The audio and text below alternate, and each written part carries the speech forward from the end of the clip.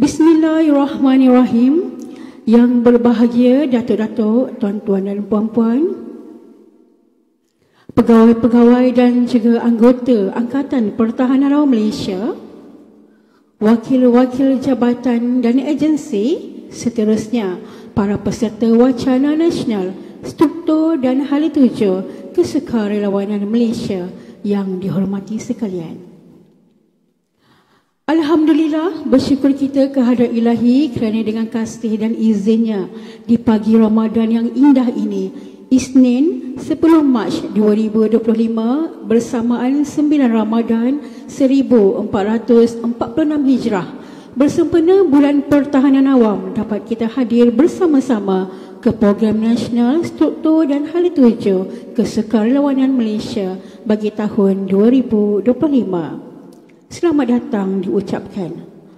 Untuk makluman hadirin sekalian, wacana nasional ini diadakan bersempena sambutan Bulan Pertahanan Awam kali yang ke-73 bagi tahun 2025. Wacana nasional ini akan berlangsung selama 2 hari, bermula 10 Mac hingga 11 Mac 2025. Bagi program untuk hari ini, terdapat 3 sesi wacana yang akan berlangsung, iaitu sesi pagi, sesi tengah hari dan sesi petang. Besarlah harapan kami agar para hadirin sekalian dapat terus kekal bersama kami sehingga ke akhir sesi pada petang ini. Hadirin yang dirahmati Allah sekalian, acara pada pagi ini dimulakan dengan wacana nasional sesi yang pertama. Dengan ini ingin saya memperkenalkan barisan panel dan moderator. Panel yang pertama, nama diberi yang berusaha Encik Arba bin Abdul Rahman.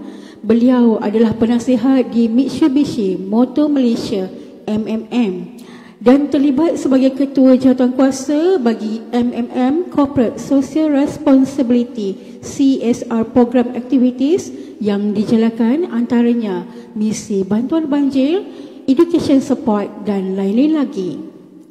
Seterusnya, panel yang kedua yang berusaha Kapten Bersekutu Pertahanan Awam Ustaz Muhammad Hakim bin Haji Muhammad Nur, seorang pemimpin kemanusiaan, pendakwah dan aktivis kebajikan antarabangsa. Beliau adalah pengerusi Serantau Muslim, iaitu sebuah NGO yang telah berjaya menyalurkan bantuan bernilai jutaan ringgit ke lebih 40 buah negara serta mengetahui bantuan kecemasan di seluruh negara dan seluruh dunia. Dan panel kita yang ketiga, nama diberi yang berusaha Puan Siti Fadilah binti Muhammad Hud, seorang wanita hebat baru sahaja dilantik sebagai Ketua Pegawai Eksekutif baru pada 1 Februari 2025 yang lalu. Berpengalaman selama 18 tahun dalam sektor kemanusiaan dan kebajikan dalam pelbagai pembangunan program, tentunya di Islamic Relief Malaysia.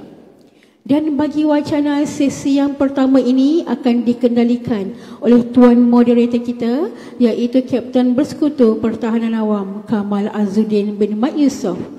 Menjawat jawatan sebagai peneraja kanan dan sedang berkhidmat di Pertubuhan Berita Nasional Malaysia atau lebih dikenali sebagai bernama di bawah Kementerian Komunikasi bermula pada tahun 2009. Dengan ini, majlis mempersilakan barisan panel dan moderator wacana sesi pertama untuk naik ke atas pentas bagi sama-sama membincangkan tajuk wacana, iaitu landscape kesukarelawanan dalam dan luar negara. Dipersilakan.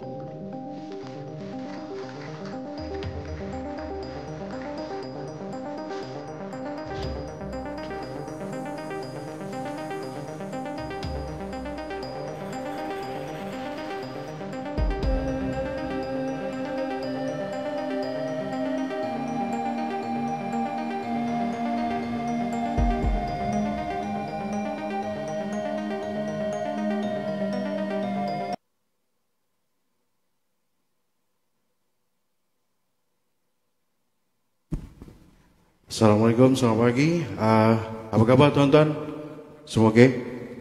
Baik, terima kasih di atas kelapangan masa yang membahagi Datuk-Datuk, Datin Ratin, tuan-tuan dan puan-puan serta rakan-rakan yang berada di sini. Selamat datang ke Wacana Nasional bersempena dengan program ini dengan tajuk untuk sesi yang pertama. Kita ada tajuknya adalah struktur dan hala tuju kesukarelawanan Malaysia. Jadi terima kasih kepada barisan panel-panel yang telah pun sudi bersama dengan kita untuk pagi ini. Kita ada Encik Arba, terima kasih Encik Arba dari Mitsubishi Malaysia. Kita ada Kapten Al-Fadhil Ustaz, terima kasih Kapten. Juga kita ada Puan Fat. Terima kasih Sis Fat. Saya panggil dia Sis Fat daripada Islamic Relief Malaysia dan beliau banyak sebenarnya memudahkan program-program kemanusiaan yang seringkali dia anjurkan. Baik, kita akan mulakan dengan soalan yang pertama bersempena dengan tajuknya landscape kesukarelawanan dalam dan luar negara yang akan merujuk kepada bentuk, struktur dan pelibatan aktiviti sukarelawanan dalam sesebuah negara dan lain-lain di peringkat domestik dan juga pada skala global. Di kedua-dua peringkat, kesukarelawanan memainkan peranan penting dalam pembangunan sosial, ekonomi dan kemanusiaan. Baik, kepada Tuan Arba. Tuan Arba merupakan Senior Vice President juga sebagai penasihat Mitsubishi Motors Malaysia. Mungkin Tuan boleh terangkan juga bagaimana Mitsubishi Motors itu sendiri dalam landscape membantu kesukarelawanan yang pernah Mitsubishi Motors terlibat, Tuan. Dipersilakan. Assalamualaikum warahmatullahi wabarakatuh. Terima kasih Kapten Amar. Sedikit sebanyak pasal Mitsubishi lah. Mitsubishi Motor Malaysia ni dia punya shareholder dia Mitsubishi Corporation. Cara pendekatan kita ni banyak bergantung pada company parent kita lah, Mitsubishi Corporation. So salah satu dasar utama dia kepada Mitsubishi Corporation dan anak-anak syarikat ialah CSR. And this prinsip ni telah ada sejak tahun 1934 lagi. So bila mana company Mitsubishi Motor Malaysia ditubuhkan dalam tahun 2005, benda ni telah diterapkan secara asas lagi lah. So bergantung dengan pertanyaan tadi, pendekatan kita ialah dalam segi syarikat, CSR ni kita kena start dengan kita punya company dan juga staff sendiri. Jadi dari segi aktiviti yang kita utarakan, kita banyak bergantung pada not only giving money tapi ataupun donation, tapi dari segi pelibatan staff itu sendiri secara langsung lah. Sebab kita nak semua kaki tangan Mitsubishi Motor Malaysia terlibat secara terus dan merasa kepentingan dari segi prinsip ini lah. Jadi kalau dilihat Mitsubishi Motors merupakan sebuah korporat, badan korporat pemotoran, Tuan. Tapi bagaimana untuk menggerakkan bantuan-bantuan ataupun mungkin sedikit penajaan lah. Mungkin ada kelab-kelab yang berdiri di bawah Mitsubishi Motors atau bagaimana? Okay, terima kasih Kapten Amar, soalan yang baik. Kita bernasib baiklah sebab semenjak penubusan kita tahun 2005, kita ada sebuah kelab bawah naungan Mitsubishi Motor Malaysia. Kelab ni nama dia Triton Tuners Club. Dia establish semenjak tahun 2010 tapi didaftarkan under OS sejak tahun 2011-2012. So dalam mana apa-apa usaha untuk CSR ni yang bergantung rapat dengan masyarakat setempat dan juga bantuan kemanusiaan ni, kita banyak bergantung harap dengan pihak TTCM lah, nama short dia Triton Tuners Club Malaysia Berhad. So kita ni sebagai company, kita ada dua isu yang kita nak address. Pertama, dari segi NGO mana yang kita nak guna pakai. Sebab apa? Kita nak tahu the validation dari segi undang-undang dan whether NGO tu valid atau tidak. Dan through the TTCM ni kita dapat gambaran yang lebih jelas lah. Sebab apa? Dia ni selalu on the ground dan always available. One of the biggest event yang kita belajar together Mitsubishi Motor Malaysia dengan TTCM ni sejak tahun 2012, misi banjir kita yang pertama lah. Okey, baik. Terima kasih atas jawapan daripada yang berbahagia Tuan Arba. Kita nak tanya juga kepada soalan ini kepada yang setia Kapten Bersekutu Al-Fadhil Ustaz Hakim. Tuan, daripada sudut pandang serantau Muslim, bagaimana konsep ataupun struktur kesukarelawanan dalam negara beroperasi buat masa ini, Tuan? Okay. Bismillahirrahmanirrahim. Terima kasih kepada Kapten Amar, moderator dan seluruh hadirin sekalian. Assalamualaikum warahmatullahi wabarakatuh. Tuan Arba, Cepatilah. Pada hari ini kita berada di satu keadaan di mana majoriti rakyat Malaysia ni terlibat dengan sukarelawan. Data daripada DOSM, Jabatan Perangkaan 2023 menunjukkan 1/3 rakyat Malaysia terlibat ataupun 8.5 juta dalam bentuk yang pelbagai. Dan bila sebut sukarelawan, bagaimana terlibat? Contohnya serantau Muslim sendiri, bila kita beroperasi di 40 buah negara, kami sendiri baru saja pulang daripada Syria, yang mana misi kami telah dilepaskan ataupun dirasmi oleh Ketua Pusjaya IPM sendiri, Datuk Amin Nurul. Jadi bila kita pergi dalam pelepasan tersebut, Datuk Amin sebut satu perkara yang besar yang saya fikir ini juga hasrat penting saya sampaikan pada hari ini, iaitu kepenyelarasan dalam pengurusan operasi bantuan. Sebenarnya bila kami balik pada Syria baru ni, bila kita nak bina balik negara Syria umpamanya, bukan sekadar Syria lah, Yaman, semalam kami pergi program di sana, di Palestin, kita mempunyai hasrat yang besar, tapi perlu ada penyelarasan dan juga kekuatan dan untuk koordinasi. Nak buat satu usaha ni, kalau seorang-seorang ni tak kuat.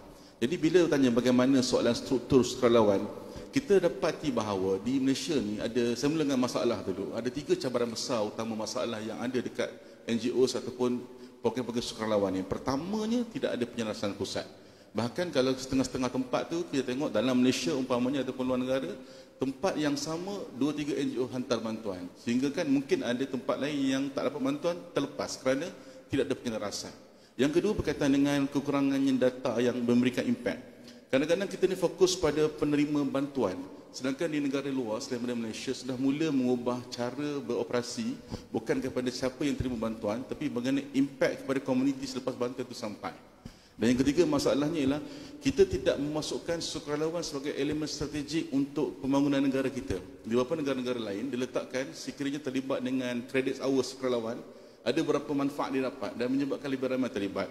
Jadi sebab itu di negara kita ni kita dapati ada lebih kurang dalam 10 kluster ataupun pemegang taruh yang terlibat secara tak rasmi ataupun secara bagaimana wujudnya sebuah sukarelawan kan. Umpamanya pertamanya kita pernah ada dalam APM sendiri pun ada sukarelawannya, umpamanya Jabatan Kerajaan. Kita juga ada di bawah ROS, NGO yang berdaftar di bawah ROS. Kita juga ada NGO yang juga berdaftar di bawah universiti-universiti ataupun gerakan-gerakan universiti. Ada juga NGO sebenarnya Tuan Arba sebut ini berdaftar di bawah korporat. Ada juga NGO berdaftar di bawah komuniti, ada berdaftar di bawah masjid, ada berdaftar di bawah bencana tertentu. Jadi terlalu banyak pendaftaran yang wujud ni menyebabkan bila kita fikir apa penyelesaiannya. Saya bagi contoh di beberapa negara yang saya sempat study, ada negara yang mewujudkan National Volunteer Council yang mewujudkan keselarasan antara NGO seperti mana di UK, di Kanada, di Korea. Saya fikir di Malaysia kita boleh wujudkan MVP, Malaysia Volunteer Program ataupun platform. Mana satu tempat di mana semua NGO ni boleh diselaraskan. Sebab punca dia punya lahir tu dia berbagai. Ada yang daftar di bawah syarikat Senam Berhad, SSM, ada yang berdaftar di bawah NGO RS, ada yang berdaftar di bawah Belia, ada yang berdaftar di bawah Masjid Surau. Jadi kalau nak selaraskan ni memang kena ada satu penaung. Dan kalau Malaysia MVP ini is a name yang saya nak mencadang kepada hari ini, diuruskan dan ditadbir oleh APM, saya dengar satu perkara yang sangat bagus. Okey, baik. Satu penjelasan saya rasa cukup bagus daripada Kapten Hakim. Terima kasih Tuan. Dan kita perlu ada satu MVP ataupun Malaysian Volunteer Platform. Okey, baik. Kita tanyakan kepada satu organisasi yang lebih antarabangsa. Okey, masing-masing mengenali Islamic Relief Malaysia. Kita ucapkan terima kasih wanita hebat Hari Wanita Sedunia kemarin. Kan? Selamat Hari Wanita sis. CEO baru Islamic Relief Malaysia, Puan Fatilah. Okey, sis, IRM sendiri satu organisasi yang orang nampak semua antarabangsa. Di Palestin, di Syria, di Yaman, di Bosnia. Tapi mungkin juga daripada pandangan sis, bagaimana hubungan ataupun kerjasama dalam kalangan badan dan pertubuhan ataupun organisasi sukarelawan dalam negara dan luar negara sis? Okey, mungkin terima kasih Kapten Amar. Assalamualaikum panel wacana dan juga hadirin dan hadirat sekalian. Mungkin sedikitlah saya beri pengenalan bagaimana Islamic Relief itu beroperasi ya. Malaysia, Islamic Relief di Malaysia kita wujud sejak 2005. Tetapi kita bukanlah orang kata parent kepada Islamic Relief secara keseluruhan. Kita ada ibu pejabat yang dipanggil Islamic Relief Worldwide berpangkalan di United Kingdom sejak 1984 lah. Dan sehingga kini kita ada lebih 40 pejabat yang beroperasi bagaimana Islamic Relief beroperasi. Cuma dari segi mandat mereka ada perbezaan. Sebahagian pejabat memberi fokus kepada aktiviti awareness, advokasi dan juga pengumpulan dana. Tetapi sebahagian besar daripada kewujudan Islamic Relief di lebih 30 buah negara ini memberi fokus kepada agihan bantuan, kecemasan, konflik peperangan, bencana alam.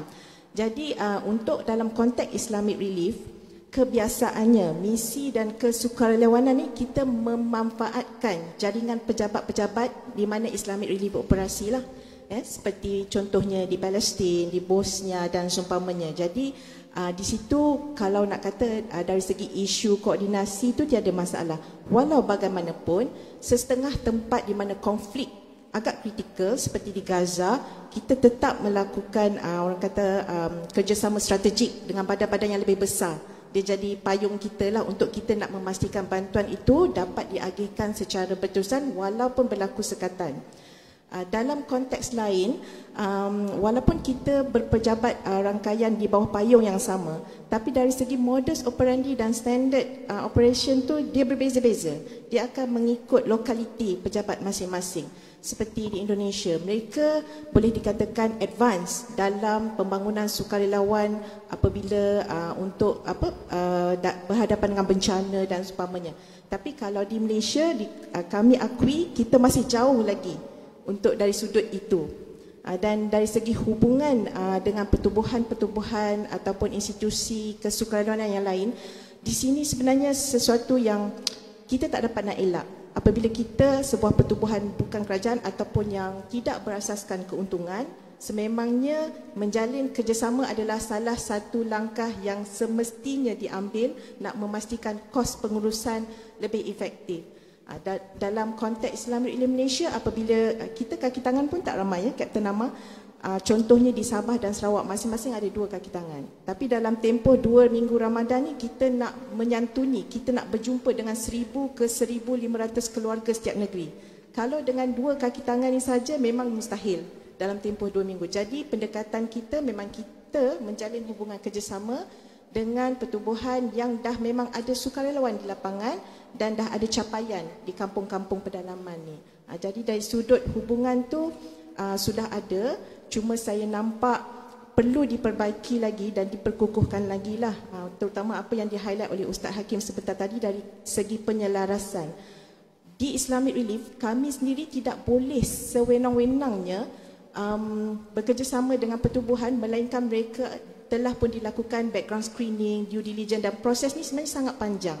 Jadi andai kata kita ada satu penyelarasan yang memang dah recognize pertubuhan ini valid dan orang kata apa, sah, memudahkanlah proses-proses untuk kita bekerjasama untuk menjalankan aktiviti kemanusiaan itu sebenarnya.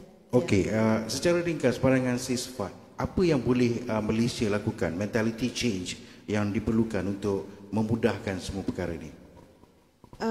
The key adalah penyelarasan sebenarnya dari sudut di pihak berkuasa itu sendirilah. Sebab NGO banyak, tapi dari segi kesahihan orang kata apa, kredibiliti mereka tu kita belum tentu. Bukanlah saya ingin merendahkan kredibiliti setengah pertubuhan, tapi hakikatnya itu yang berlaku. Apabila kita berada di lapangan, kita ingin membantu, tetapi jika tidak dikawal ataupun tidak ada pengurusan yang sewajarnya, instead of kita nak menyelesaikan masalah, kita yang akan menjadi masalah di lapangan tu nanti. Jadi saya rasa penyelarasan di peringkat tertinggi dari segi kesukarelawanan itu sangat penting dan saya rasa kita perlu perkukuhkan lagi lah di masa akan datang. Okey, baik, terima kasih.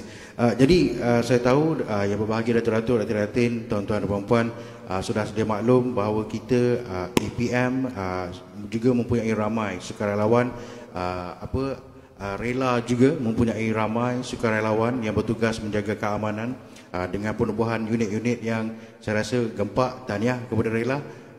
Ada marksman, ada traffic control, tahniah. APM pun kita ada PASPA, kita ada pasukan khas dan sebagainya. Baik, Tuan Abra, terangkan apa yang tuan rasakan peranan yang perlu dilakukan oleh masyarakat dan kerajaan dalam aktiviti kesukarelawanan, memandangkan tuan di dalam bidang korporat tapi mempunyai TTC yang memberikan program CSR. Apa sebenarnya yang perlu collaboration that which is needed between the government and the community? Okay, terima kasih Captain Amar. I think just nak tambah dengan Puan Siti tadi. I think dari segi corporate punya side ni, saya punya point tadi dari segi tahap keselamatan. So bila kita hantar staff or any CSR punya aktiviti, satu isu kita from the corporate is issue on the safety, especially our staff lah in this regard. So in that, I think dari segi penyerasan koordinasi itu penting, but yes, tapi nak tambah lagi dari segi kemahiran yang kena sedia ada pada volunteer yang akan involve. So saya dipahamkan dan kita telah TTC 2 tahun lepas kita ada hantar program untuk khusus latihan asas JPAM, yang mana dia orang ni bukan saja bersedia untuk pergi ke mana-mana tempat yang ada bala bencana kan, tapi dia basically train. And this is bagi saya point yang patut diambil kira penting lah untuk company ataupun sektor swasta macam Mitsubishi Motor Malaysia lah. So bagi saya, kalau pendedahan kepada masyarakat umum, because semua orang boleh jadi volunteer, tapi volunteer ni kita nak diorang tu ready with the kompetensi ataupun skill yang patut ada sebagai volunteer itu sendiri. Okay. Baik, jadi sejujurnya bahawa latihan-latihan juga perlu diberikan kepada volunteer. Contoh daripada kami, APM, Rela dan sebagainya. Okey, baik. Pada pandangan Al-Ustaz, Kapten, ada atau tidak entiti-entiti yang tuan rasakan di Malaysia yang menyelaras ataupun memantau badan-badan NGO, pertubuhan ataupun organisasi kesukarelawanan dalam aktiviti-aktiviti dilaksanakan, di mana dana yang diterima oleh sukarelawan, kebajikan dan sebagainya, tuan? Pertamanya kita kena face the reality hari ini. Kalau NGO itu ditubuhkan ROS, memang yang akan dapat laporan tahunan ialah ROS itu sendiri. Kalau daripada SSM, Berhad ataupun penubuhan NGO yang di dalam SM yayasan, kena yayasan ataupun SSM yang pantau. Kalau di bawah Masjid Surau, ada peringkat Majelis Islam. Seperti yang saya sebut tadi, perkara ini tak akan selesai selagi mana tidak ada standard yang sama antara semua pihak. Jadi saya tertarik, negara Malaysia ni antara kehebatan dia mempunyai sijil akreditasi halal yang diiktiraf peringkat terbangsa, sijil halal JAKIM, yang menentukan makanan halal ke tak halal. So kalau kita nak selaraskan ni, induk dia lah lain, susah ni. Ni daripada ROS, ini daripada syarikat, ada CSR-nya, ada dengan dia punya ni. Dan masalah pun sama, syarikat nak pasti ni NGO ni boleh dipercayai tidak untuk kita bagi bantuan ni.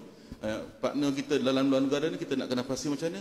What if selain daripada ada MVP tadi, sebenarnya kita kena wujudkan satu pentaulihan khas ataupun akreditasi yang tunggal untuk bagi tahu this is trusted NGO. Siapa yang nak dapat trusted ni, dia kena lalui proses ini, audit report, hantar kewangan, hantar laporan dan sebagainya. Transparansi, boleh lihat laporannya di mana-mana. Kalau kita merasakan perkara ini penting dan perlu, maka NGO akan berebut-rebut dapat benda ni. Sebab siapa yang berada dalam contoh ada verified, kalau contoh dekat dalam Facebook kan, Meta ada tanda klik blue tick kan. Kita nak kejar blue tick untuk NGO ni. Bukan blue tick baca WhatsApp tak reply tu.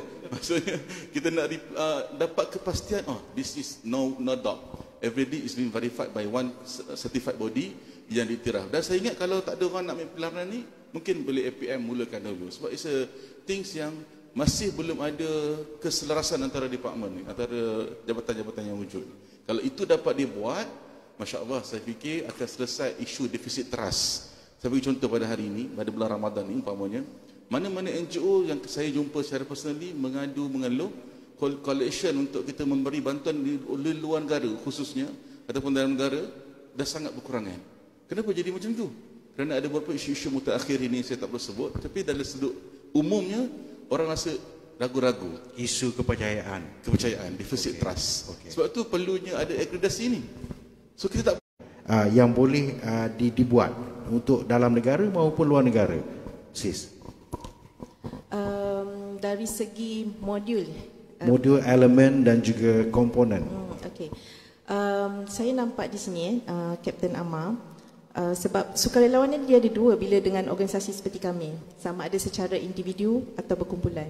Bila individu ni dia lagi banyak cabaran dia lah bila kita nak koordinate, sebab mereka ni satu aktiviti sukarelawan tu sebagai masa lapang, dan dari segi komitmen tu memang kita tak boleh dapat, dan dari segi kemahiran juga kita perlu lengkapkan kemahiran mereka. Jadi di sini kos itu terlalu tinggi dari segi masa, manpower, kaki tangan kita dan juga dana itu sendiri untuk membangunkan sukarelawan individu. Tetapi tidaklah bermaksud kita perlu tinggalkanlah di situ.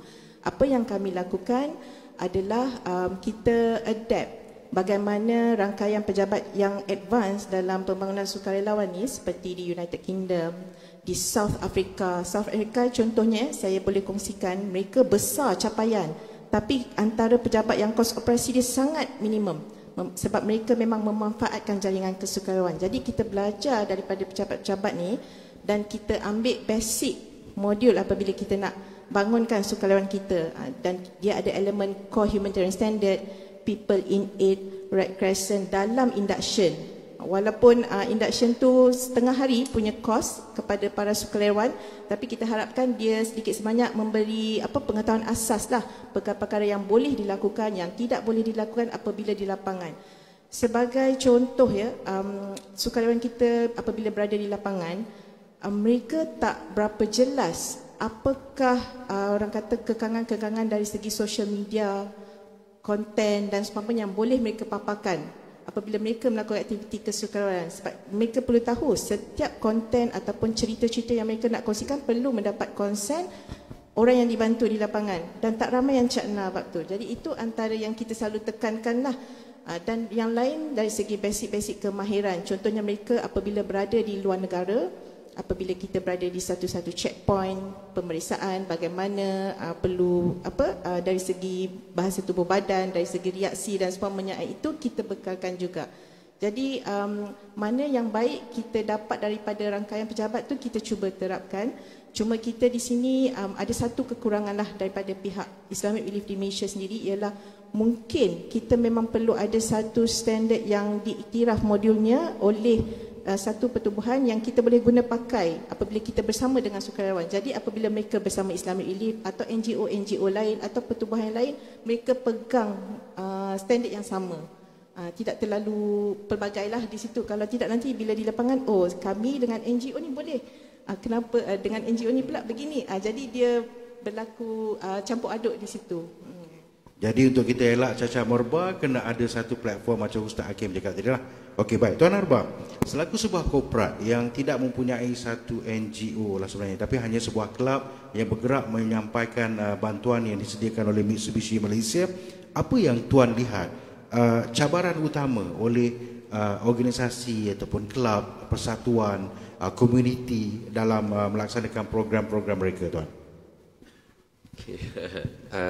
Bagus soalan, tapi soalan agak general lah. Tapi based on pengalaman saya yang involved dengan club kan. In fact kita ada few clubs tapi yang involved heavily kejadian, tapi perlu ada aspek latihan dan seumpamanya. Jadi mereka nak win-win situation dan mereka juga nak membudayakan sukarelawan dalam syarikat itu sendiri. Saya kira secara tak langsung dia akan memberi pengaruh baik jugalah dalam performance dan seumpamanya. Yang kedua, sukarelawan virtual lah trend sekarang. Selaras dengan perkembangan teknologi yang ada sekarang kan, tanpa batasan masa, sempadan. Jadi kita sebenarnya boleh ada banyak sukarelawan. Volunteer hour, dia macam satu program 1 jam. Mungkin APM boleh jadi co-host bersama-sama. Kita bincangkan dengan seluruh dunia, dengan semua civil auxiliary seluruh dunia, ada ramai kan. Kita ambil 1 jam, mungkin bulan 10 nanti ke bulan 11 tu, kita laksanakan 1 jam ni semua kena terlibat sukarelawan. Maka dengan itu kita dapat lihat berapa ramai sebenarnya nak terlibat. Saya percaya mesti ramai. Tapi dia kena ada kebersamaan. Kita mulakan dulu 1 jam. Kita sepanjang tahun, beberapa tahun kebelakangan ini pun dengan IRM pun selalu kita buat Quran Hour kan, Cik Siam? kita ada buat baca Quran dan sebagainya untuk Quran Hour dan sebagainya. Itu internal. Itu internal. Baik, Tuan Arba. Tuan Arba kata tadi dekat Jepun dia berlainan sedikit konsepnya. Mungkin Tuan Arba boleh kongsikan dengan kita. Okay, just nak tambah. I think not only Japan, I think in Malaysia, I think CSR ni bagi saya satu lagi pendekatan yang kita kena buat, especially from corporate swasta ni, corporate side. Bagaimana kita gunakan CSR ni as a tool for talent management. So dalam bidang corporate, one of our concern is how to retain our talent. So this talent is very important, especially the millennial, the youngest one who join the company. So I think maybe dari segi peringkat nasional ataupun PESPA dan sebagainya, kita nak ambil peluang macam mana nak promote orang yang muda remaja yang baru start kerja supaya improve from the beginning. Kita tak nak dia orang just involve CSR bila dia orang dah berumur. Contohnya bila dia orang dah banyak duit baru nak join, nak terima dan sebagainya. Sebab tenaga yang banyak ni, yang orang kata lagi bagus ni bila dia lagi muda lah. So bagi saya, that's why bila kita, especially Mitsubishi Motor Malaysia, even at the global, we encourage the younger people when they just start join to involve voluntarily in the CSR activity. Because they have more energy and more ideas. Okey, baik. Terima kasih kepada Tuan Arba. Saya rasa ini waktunya untuk kita buka ruang kepada audiens kita yang berbahagia, Datuk-Datuk, Datuk Datin, tuan-tuan dan puan-puan, untuk bertanyakan soalan kepada ketiga-tiga panel kita. Mungkin tuan-tuan dari Ikatan Sukarelawan ada soalan, boleh kita nak persilakan Yang Amat Setia Dr. Afifi. Ada soalan yang pertama, dipersilakan tuan. Assalamualaikum warahmatullahi wabarakatuh. Yang saya hormati Datuk-Datuk, Datin-Datin dan hadirin sekalian lah. Soalan saya mudah sajalah sebenarnya. When we talk about volunteerism, kesukarelawanan dalam dan luar negara ni, ada satu perkara yang sangat signifikan untuk kita bincangkan secara lebih komprehensif lah. Especially when we talk about honesty, sincerity, dedication, disiplin. Ini semua perkara-perkara yang memang menjadi unsur-unsur kejayaan ataupun kegagalan sesebuah agensi kesukarelawanan itu, sama ada NGO ke kerajaan.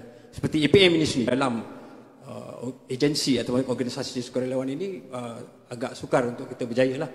Jadi macam saya nak tujukan pada Puan Siti Fadilah ni, especially tentang IRM ini kan. Tadi dikatakan di satu negeri di Sabah Sarawak 2 orang aja yang ada, dan memerlukan sokongan bantuan daripada sukarelawan yang secara quote unquote sukarela lah kan.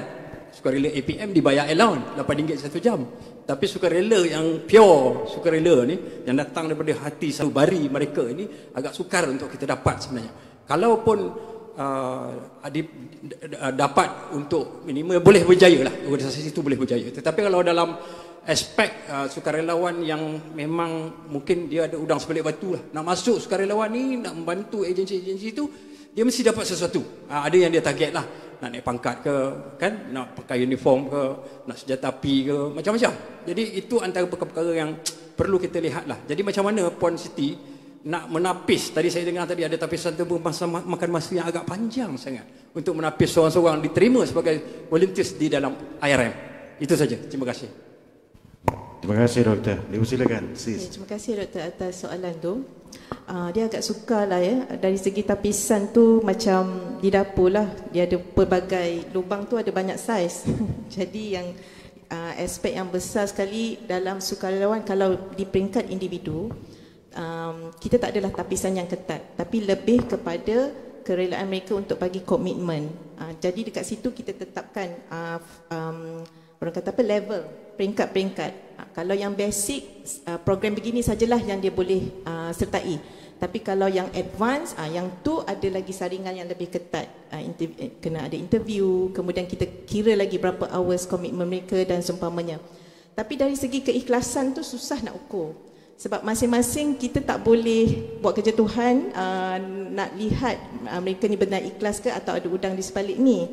Sebab kita perlu akui juga ada di kalangan yang memang memerlukan recognition dan seumpamanya, agar mereka mungkin kita dari sudut husnuzon mereka nak meneruskan aktiviti sukarelawan, tapi pada masa sama mereka juga masih berkhidmat. Jadi mereka perlu ada sijil, akreditasi dan seumpamanya. Jadi kita faham, dan setengah syarikat pula mereka recognize setiap hours ataupun jam perkhidmatan sukarelawan mereka itu dikira sebagai bonus. Jadi bila appraisal akhir tahun ada markah tambahan. Bagi kita tak salah, sebab itu salah satu inisiatif syarikat mengiktiraf sukarelawan sebagai salah satu aktiviti kaki tangan mereka. Dan selebihnya, kalau di peringkat yang lebih tinggi, sebab itu Islamic Relief kita tidak berkait dengan mana-mana politik. At the end of the day, government of the day lah yang kita santuni, supaya kalau dari segi sudut-sudut kepentingan politik ni dia agak bahaya sikit lah. Memandangkan kewujudan pejabat-pejabat lapangan Islamic Relief ni mostly ada yang lebih 30 tahun, 20 tahun dan seumpamanya. Jadi sebaik mungkin apabila kita ada kolaborasi dan engagement dengan sukarelawan atau pertubuhan, memang tiada kepentingan politik di situ. Yang itu adalah rule nombor 1 kami lah. Harap menjawab, Dr. Baik. Terima kasih Puan Fadilah. Baik, terima kasih kepada Timbalan Ketua Pesuruhjaya Operasi bekas mantan iaitu Dr. Hafifi, TKPO kita dulu ni. Okey, sekarang sudah pembesara dan masih lagi memegang dan diberikan TKPO pula, TKP kehormat. Okey, terima kasih Doktor. Baik, yang berbahagia Datuk-Datuk, Datin-Datin, tuan-tuan dan puan, kami ucapkan juga selamat datang kepada Yang Amat Setia Datuk Ketua Pesuruhjaya. Terima kasih Datuk di atas kelapangan masa bersama dengan kami Datuk. Datuk Sri Syam, terima kasih. Yang berbahagia teknologis Dr. Fazli di dalam APM, banyak sekali yang berkemahiran ni. Sis, ada soalan lagi ke? Datuk jauh duduk Datuk ya. Okey, ada soalan lagi ke yang ingin bertanyakan kepada panelis kita? Kita ada Puan Fadilah, kita ada Kapten Hakim, Al-Fadhil Ustaz, juga kita ada Tuan Arba. Ada sebarang persoalan daripada pihak tuan-tuan? Dipersilakan. Tuan, ini Colonel kita ni dari Pahang. Assalamualaikum Tuan. Assalamualaikum. Sihat Tuan? Alhamdulillah. Lama kita tak jumpa Tuan Datanglah ke Pahang kita. Dipersilakan soalan Tuan. Datuk-datuk, tuan-tuan dan puan-puan, saya tengok tajuk ni, landscape kesukarelawanan ni dalam dan luar negara. Saya mungkin sedikit asobiah ke dalam negara kita, domestik kita. Saya tidak menunjukkan kepada mana-mana badan lah, badan yang NGO dan sebagainya. Kenapa kita tidak melebihkan bantuan di dalam negara kita saja? Maksudnya di sini, kita ada JKM, sahabat saya Tuan Tajul. Kalau data-data orang miskin, daif dan sebagainya di dalam Malaysia, kalau kita lihat di negeri-negeri yang kurang membangun sikitlah, negeri-negeri saya tak nyatakan di mana-mana, diceruk pedalaman di rantau sana sangat banyak lagi. Contohnya PESPA pada 2 minggu lepas telah masuk ke Pos Lemoy, orang-orang asli kita dan sebagainya. Sebab orang-orang asli kalau di pedalaman, jika kita membuat macam contoh saya ambil di Pahang, Muib, cabaran kita adalah untuk kita masuk ke dalam sana untuk mengembangkan Islam kepada mereka.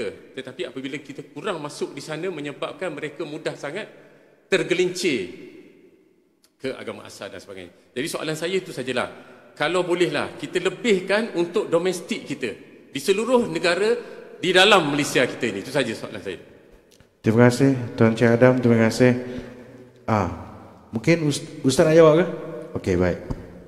Terima kasih Lieutenant Colonel. Saya pertamanya bila dengar soalan ni sangat tertarik. Setiap kali bila kami buat kempen untuk luar negara, akan keluar pepatah, kera di hutan susukan, anak di rumah mati kelaparan. Same question. I think it's a good platform to share the answer. Sebab kadang-kadang kita ambil pendirian beginilah. Bagaimana Datuk Seri Anwar Ibrahim Perdana Menteri kita pun bila dia buat melancarkan bantuan ke Gaza pun turut dipersoalkan kenapa nak bantu orang Gaza. Okey, dia begini, konsepnya kita membantu mereka di luar negara tanpa melupakan dalam negara. Dalam negara, alhamdulillah kita ada terlalu banyak gerakan. Tadi sebut ada JKM, mungkin ada NGO, kena ada masjid, ada surau, ada yayasan, terlalu banyak yang membantu dalam negara. Saya bagi contoh dekat Palestin ni, kalau dalam negara mereka tak ada siapa nak bantu, melainkan orang luar. Kalau di Syria, di Yaman, di Afghanistan, di Afrika, di saudara Muslim kita juga. Jadi sebab tu pembantuan tu dia tidak kata bila kita bantu luar negara kita lupakan dalam Malaysia. Dia bukan begitu. Yang kedua, kadang-kadang kelemahan kita lah NGO ni utamanya lah kita tidak highlightkan program dalam negara. Sedangkan dalam negara ni banyak program sebenarnya. Selatan Muslim pun contohnya kami dekat Melaka dengan Tuan Kamarul, banyak je program kita buat program. Baru minggu lepas kita bersama dengan JKM Melaka, dengan Esko Wanita Negeri Melaka buat program dengan semua asnaf dekat negeri Melaka. Bahkan kita pergi ke Sabah, Selatan Muslim, lancarkan dengan kerajaan negeri untuk musabah. Kita ada program dekat Selangor, program dekat seluruh negeri lah. Boleh kata setiap negeri tu untuk Ramadan ni ada wujud. Cuma pengalaman kita Tuan Kamarul di Melaka, bila kita panggil NGO ni duduk bersidang, tak semua turun. Jadi tak ada data tu. Bila tak ada data, dia menimbulkan persepsi seolah kita tak buat bantuan dalam Malaysia. Sedangkan boleh kata hampir setiap hari bantuan dan juga program tu sentiasa ada. Islam Relief pun banyaknya program dalam Malaysia kan. Cuma saya fikir perkara yang penting saya sebut daripada awal tadi, kalau kita dapat wujudkan MVP ni, Malaysia Volunteer Program, platform, this platform ni kita boleh buat macam hasrat Datuk Amin. Kita boleh buat dia punya laporan. Kita jadi governing body lah. Yes. Okay. Kita boleh keluarkan statistik. Sebenarnya berapa persen kita bagi dalam negara? Saya sangat percaya lebih banyak bagi luar negara. Sebab apa tau? Sebab geng korporat ni. Mereka ni bila kita nak bagi luar negara, dia banyak sungai sikit.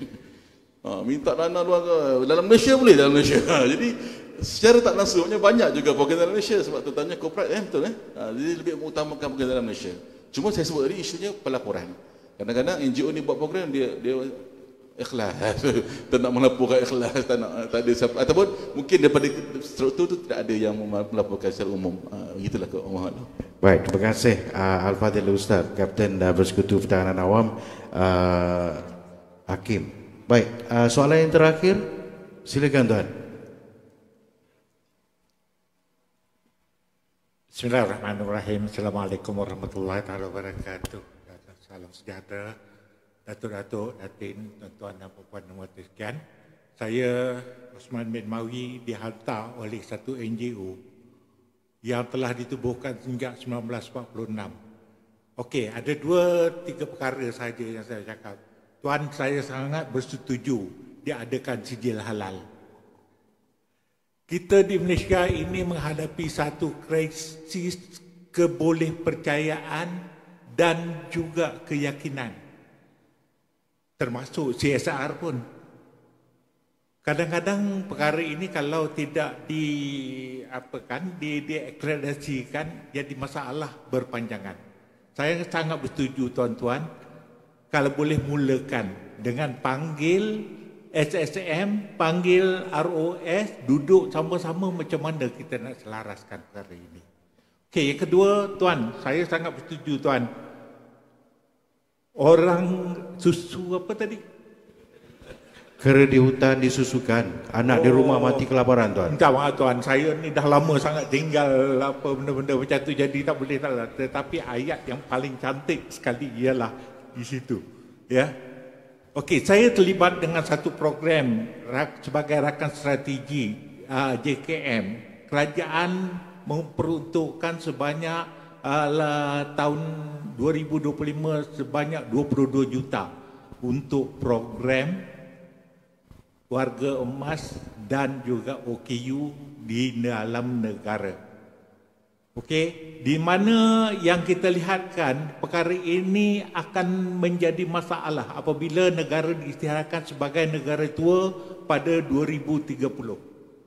Rumah-rumah sejahtera, rumah-rumah tumpangan, rumah-rumah penginapan untuk warga tua tidak dapat diadakan oleh kerajaan dengan keadaan sekarang ini. Dan juga dalam beberapa perkara anak-anak sekarang ini banyak yang kita nak kata macam mana ya, dengan ibu bapa ini sampai satu krisis di mana orang tua tinggal bersendirian. Jadi satu kita ambil model di Indonesia, di satu kampung, dia menyedarkan masyarakat di kampung tersebut dengan cara sekiranya ada warga emas atau orang yang kurang upaya ini dihantar kepada pusat-pusat jagaan, maka dianggapkan kampung tersebut tidak mempunyai satu entiti yang baik untuk warga emas di kampung tersebut. Jadi kita nak menimbulkan kesedaran ini tanpa mengeluarkan dollar and cent. Jadi kita harapkan satu gerakan secara psikologi, kita menyedarkan masyarakat supaya jagalah orang-orang tua di kampung itu. Kita amat mencabar pada 2030 lagi dengan peningkatan warga emas. Ya, dulu mungkin kita katakan modelnya warga emas ni sebagai piramid, ya, yang muda di bawah dan yang tua di atas. Tetapi sekarang ni dia dah jadi macam satu buah pie. Maknanya warga tua melebihi. Jadi kita fikir-fikirkan je lah. Okay, terima kasih Tuan. Terima kasih Tuan. Terima kasih. Apa sekalipun yang berbahagia, Datuk-Datuk, Datin, tuan-tuan dan puan-puan, matlamatnya tetap sama, iaitu kita ingin membantu masyarakat di dalam dan juga luar negara. Baik, kita ucapkan terima kasih kepada Tuan Arba. Terima kasih Tuan. Tuan, terima kasih. Puan, terima kasih. Saya rasa itu saja waktu yang saya ada untuk saya bersama dengan anda bagi sesi yang pertama ini. Kita akan kembali selepas ini, kita serahkan kepada staf Sarah. Dipersilakan. Terima kasih diucapkan kepada Tuan Amal dan juga barisan panel di atas sesi wacana yang pertama kita sebentar itu tadi. Baiklah, acara kini diteruskan dengan menjemput Yang Amat Setia Datuk Aminur Rahim bin Mohamad, Ketua Pesuruhjaya Angkatan Pertahanan Awam Malaysia, diiringi Yang Setia Penolong Pesuruhjaya Pertahanan Awam, Teknologis Dr. Muhammad Fazli bin Sadi, Pengarah Bahagian Pengurusan Angkatan, untuk kehadapan pentas bagi menyampaikan cenderamata dan sijil penghargaan kepada para panel dan moderator kita pada sesi yang pertama ini. Mendahului senarai dipersilakan Yang Berusaha Encik Arba bin Abdul Rahman, Penasihat Mitsubishi Motor Malaysia.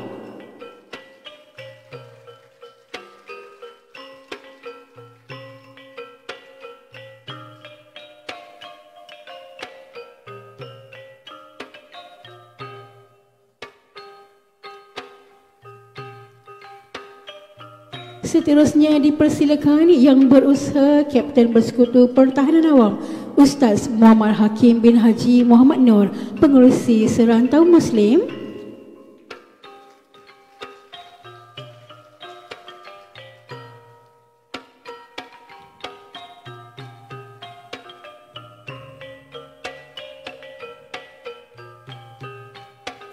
Seterusnya dipersilakan Yang Berusaha Puan Siti Fadila binti Muhammad Hud, Ketua Pegawai Eksekutif Islamic Relief Malaysia.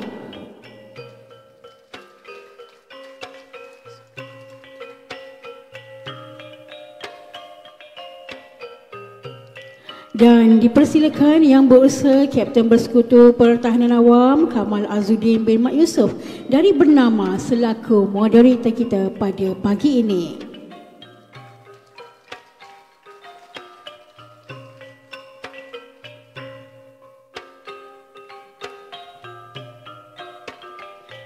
Dipersilakan para panel dan moderator untuk sesi rakaman gambar bersama dengan Yang Amat Setia Datuk.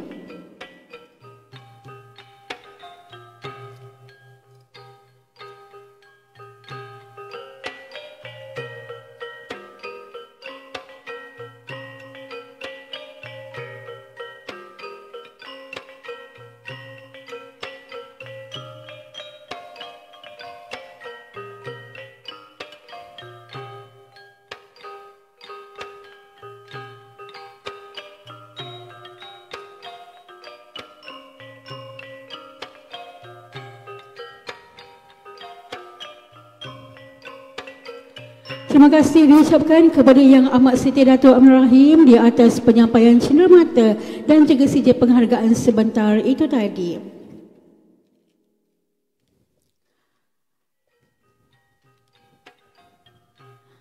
Baiklah, tuan-tuan dan puan-puan yang dikasihi sekalian, sekian sahaja tadi wacana sesi yang pertama yang telah diadakan pada pagi ini. Dan untuk makluman semua, sesi wacana nasional, struktur dan hala tuju kesukarelawanan Malaysia kita pada hari ini akan bersambung semula pada jam 12.30 hari ini bagi memberi laluan kepada majlis perasmian peluncuran Bulan Pertahanan Awam yang akan bermula pada jam 11 pagi nanti.